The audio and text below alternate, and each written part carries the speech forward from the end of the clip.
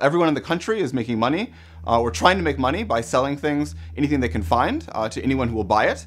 And the North Korean government essentially takes a cut from that to allow it to happen. It's all great market. Technically, all of this is illegal in North Korea. And so basically, the government is taking money in exchange for not prosecuting you for actually engaging in illegal activities. North Korea has fronts in a number of different countries around the world.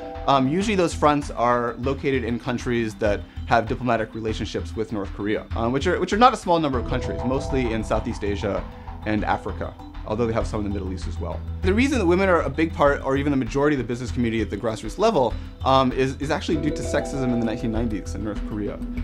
It was the case when the North Korean economy collapsed in the 1990s that all the workers had to continue to stay at their jobs even if there was no actual work to do and go to indoctrination sessions.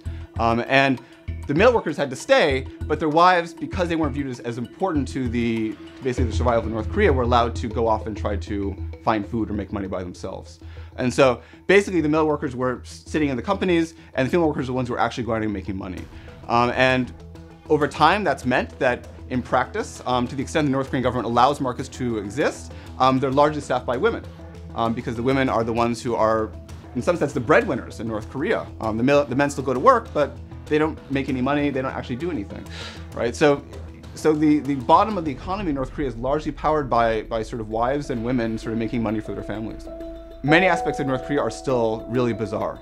I think the North Korean government still aspires to be totalitarian. But because it's essentially abandoned the welfare of the population, and it has no choice but to allow them to make money on their own to survive, it's no longer communist in any way. And it's no longer even all that successfully totalitarian, because it's now become one of the most corrupt countries in the world. And when you're really corrupt, you can't really control the population that well. I mean, the future of North Korea depends ultimately on politics, not really on the economy.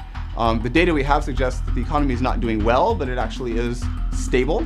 Sort of food prices in Pyongyang have been relatively stable over the past couple of years.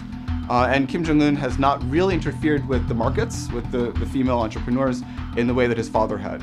So in that sense, as long as he's in power, they'll probably continue to exist and to support themselves.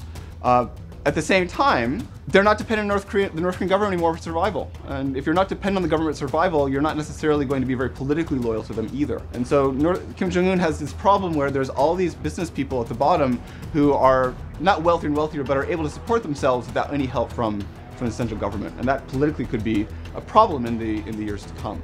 Ultimately, I think what might do in North Korea is miscalculations by Kim Jong-un himself, not by the collapse of the economy. The economy has collapsed and it's rebuilding itself. No thanks to the North Korean government.